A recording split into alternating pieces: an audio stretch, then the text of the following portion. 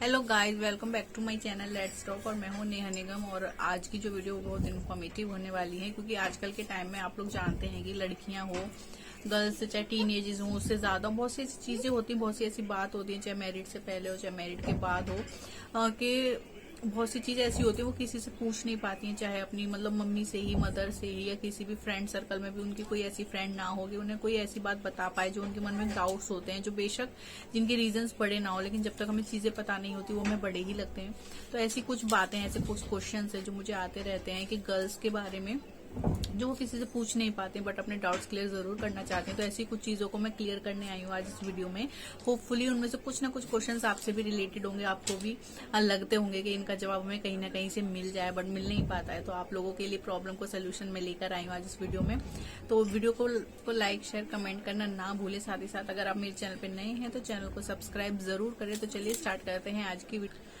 तो सबसे पहला क्वेश्चन है, जो एक नॉर्मली क्वेश्चन भी है, अगर मैं वीडियो बना भी चुकी हूँ, आप लोग पीछे जाके विजिट कर सकते हैं, कि जब हमें कभी कभी ऐसा लगता है, टीनेजर्स जो गर्ल्स होती है उन्हें लगता है उन्हें बहुत ज्यादा वाइट डिस्चार्ज हो रहा है, साथ ही साथ उन्हें ईचिंग या कभी कभी वर्जाइना के आसपास का जो भाग होता है उस पर हल्के हल्के दाने ऐसा लगता है।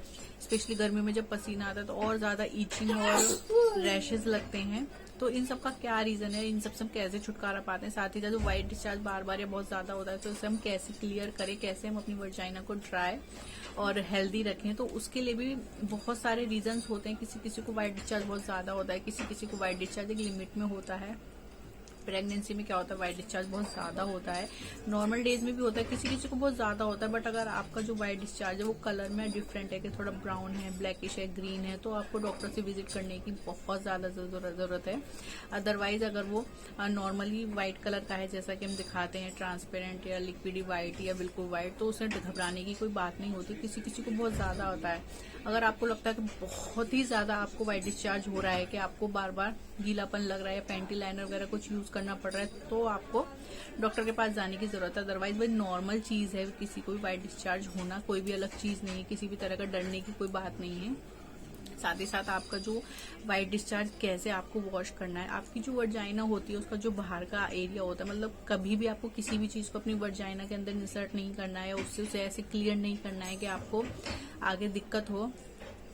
आपको हमेशा जो अपना व्हाइट डिस्चार्ज होता है, या तो आप वाटर से नॉर्मली वॉश करते ही हैं, बट कभी कभी अगर आपने देखा हो, मैं तो फोटो लगाऊंगी, जो वर्जाइना होती है, वाल्वा जो ऊपर का भाग होता है, जो वर्जाइना लिप्स जिन्हें हम कहते हैं, उनके आसपास आपका व्हाइट डिस्चार्ज बहुत ज्यादा इकट्ठा हो जाता है, या फिर जब भी व्हाइट डिस्चार्ज होता है तो वहाँ कुछ न कुछ पार्टिकल्स रह जाते हैं। तो आप नॉर्मली कीजिए कि आप जो रुई होती है उसे आप अच्छे से डिप कीजिए पानी में, उसे अच्छे से निचोड़ के फिर आप उससे अच्छे से देख के अपने व्हाइट डिस्चार्ज को अच्छे से क्लियर करें, जिससे कि अगर आपको वैसे नहीं दिखता है, वॉश होने से नहीं निकल पाता, क्योंकि वो आसपास फंस जाता है तो वो नहीं निकल पाता है।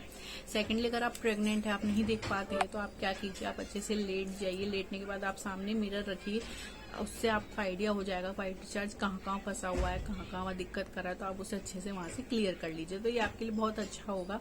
कि अगर आप वाटर से नहीं कर पाते हैं तो वैसे तो नैपकिन वगैरह, टिश्यूज वगैरह, वाइप्स वगैरह होते हैं, बट वो सब चिपकने का या एलर्जी तो नहीं होती है उनसे, बट वो थोड़ा अनकंफर्टेबल हो सकते हैं। तो सबसे कंफर्टेबल यही है कि आप रुई को पानी में अच्छे से डिप करें, दैट उससे अपनी वर्जाइना को अच्छे से क्लियर करें। वो कंफर्टेबल भी होता है, किसी तरह से वहाँ उसके रुई के पार्टिकल ऐसे भिगोकर अगर आप यूज करते हैं तो वो नहीं रहेंगे, और अच्छे से आपकी वर्जाइना एकदम क्लियर हो जाएगी, एकदम हाइजीन रहेगी, साथ ही साथ हेल्दी भी रहेगी। आप अपनी वर्जाइना को हेल्दी और सेफ बना सकते हैं। साथ ही साथ हाइजीन मेंटेन करना बहुत ही जरूरी है। जैसे कि मैंने बताया, हाइजीन मेंटेन करने के लिए आपको हमेशा बेड ड्राई रहना है, स्पेशली पसीना तो आने ही नहीं देना है। तो उसके लिए भी मेरे चैनल पर बहुत सी वीडियोस हैं, आप उन्हें जाकर विजिट कर सकते हैं। सेकंड क्वेश्चन है वो बहुत ही नॉर्मल है, बट हर कोई किसी से नहीं पूछ पाता है, कभी कभी झिझक की वजह से, और इस पर भी मैं स्पेशली एक अलग से वीडियो बना चुकी हूँ। बट फिर भी मैं बताना चाहूंगी, बहुत सी जो लड़कियां होती हैं वो चाहती हैं या पूछना चाहती हैं आफ्टर मैरिज के हम जो है अपने प्रेगनेंसी को कैसे कंट्रोल कर सकते हैं, मतलब अगर हमें प्रेग्नेंट नहीं होना चाहिए तो इसके लिए क्या क्या चीजें यूज कर सकते हैं। तो वैसे तो आप सब लोग ही जानते हैं, बट अगर आपको प्रेग्नेंट नहीं होना है, सबसे पहले जब भी आपको प्रेगनेंसी कंसीव करनी है, आपको अपनी मन से क्लियर होना चाहिए कि हाँ आप प्रेग्नेंट होना है, आपको एक बेबी चाहिए। तो बिना मतलब इस चीज के सेटिस्फाइड हुए, आपको कभी भी ज़ोर ज़बरदस्ती से किसी की से बेबी पैदा नहीं करना होता, वरना हमारे सिर पर एक माँ बनने का जो एक बोझ हो जाता है वो हम कभी कभी झेल नहीं पाते हैं। तो इसके लिए सबसे पहले आपको क्या करना है, वैसे तो एक नॉर्मल चीज़ है कॉन्डोम, कि आप कॉन्डोम यूज़ कीजिए। उससे जब भी आपको आप इंटीमेट होते हैं अपने पार्टनर के साथ, तो आपको किसी भी तरह की रिस्क नहीं होता है। 99.9% सेफ होता है कॉन्डोम और एकदम ही कंफर्ट होता है। तो कॉन्डोम से बेस्ट बात कोई है ही नहीं अगर आपको प्रेगनेंसी कंसीव नहीं करनी है। अदरवाइज अगर आपका जो पार्टनर है मेल जो होते हैं वो कॉन्डोम यूज़ करने में अनकंफर्टेबल या नहीं करना चाहते हैं, तो दैट्स ओके। आजकल मार्केट में फीमेल कॉन्डोम भी आते हैं जो थोड़े महंगे होते हैं, बट अगर आपको प्रेगनेंसी से बचना है तो उसके लिए बेस्ट होते हैं कि अगर आप मेल जो है कॉन्डोम यूज़ नहीं करना चाहते तो एज अ फीमेल आप कॉन्डोम यूज़ कर सकती हैं। फीमेल कॉन्डोम कैसा होता है, क्या होता है, कैसे यूज़ कर सकते हैं, इस पर भी मेरे चैनल पर एक वीडियो है, आप उसे जाकर विजिट कर सकते हैं। तो अगर मेल कॉन्डम यूज़ नहीं हो तो फीमेल कॉन्डम यूज़ कर सकते हैं। बहुत तरह के पैचेस वगैरह आते हैं, आप अपनी बॉडी पर लगा सकते हैं अगर आपको प्रेग्नेंट नहीं होना है। इंजेक्शंस वगैरह होते हैं डॉक्टर्स, और आप कोई भी दवाई खाएं, इंजेक्शंस लगवाएं तो सबसे पहले आप अपनी डॉक्टर को कंसल्ट करने के बाद ही इन सब चीज़ों को करें। अपने आप से कोई भी गोली या इंजेक्शंस ना लें। अगर आप पिल्स भी लेते हैं कि वो जैसे भी खानी होती हैं टाइम टू टाइम, वो डॉक्टर आपको बता देंगे, तो आप पिल्स ले सकते हैं, इंजेक्शंस लगवा सकते हैं। तो बहुत सारे तरीके आ गए हैं आजकल के टाइम में। अगर आप प्रेग्नेंट नहीं होना चाहती हैं, ऐसा नहीं है कि सिर्फ कॉन्डोम ही है, तो आप इन सब प्रिकॉशंस को लीजिए। प्रिकॉशंस को लेने के बाद ही आपको सेफ्टी होगी कि आप प्रेग्नेंट ना हो। अदरवाइज आप अगर हो जाएं ज़बरदस्ती और फिर आप अबॉर्शन वगैरह कराएं, that's not good for your health. आपकी हेल्थ के लिए भी अच्छा नहीं होता है। और किसी बच्चे को अगर वो आना चाहता है तो प्लीज़ उसे ऐसा मत कीजिए, चाहे वो लड़का हो लड़की हो। तो आपको प्रेगनेंसी रोकनी है तो उसके बहुत सारे तरीके हैं, कॉन्डोम वगैरह, इंजेक्शन, पिल्स वगैरह, बहुत सारी चीज़ें। तो आप इन सब चीज़ को यूज़ कीजिए। कॉपर टी वगैरह इन सबको आप लगवा दीजिए। जब आपको प्रेग्नेंट होना आप निकलवा दीजिए। बहुत ही ईजी हो गया है ये सब। तो अगर आपको प्रेग्नेंट नहीं होना है तो आप इन सब चीज़ों का यूज़ कर सकती हैं।